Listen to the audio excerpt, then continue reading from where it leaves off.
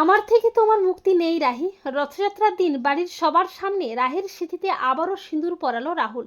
হ্যাঁ বন্ধুরা, আমরা এমনটাই দেখতে পাবো শুধু তোমারই জন্য ধারাবাহিকের আগামী পর্বগুলোতে। রায়চৌধুরী বাড়িতে স্নান যাত্রার পুজোতে মেতে ওঠে সবাই। রাহুল ও রাহি খুব সুন্দরভাবে সাজগোজ করে, দুজনে একসাথে পুজোতে বসে, এমনকি দুজনে একসাথে আরতিও করে। খুব সুন্দরভাবে স্নান যাত্রার অনুষ্ঠান সম্পন্ন করে।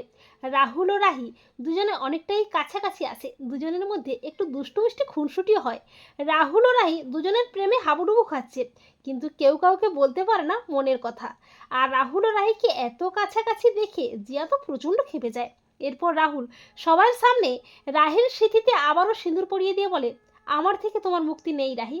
রাহি বলে, তুমি এসব কি বলছো রাহুল? তুমি তো বলেছিলে তুমি আমার থেকে মুক্তি চাও।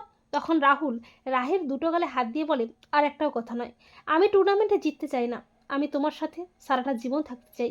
রাহি বলে, রাহুল কিন্তু তুমি, রাহুল বলে, তুমি কেন বোঝো না রাহি, আমি তোমাকে ভালোবেসে ফেলেছি রাহি।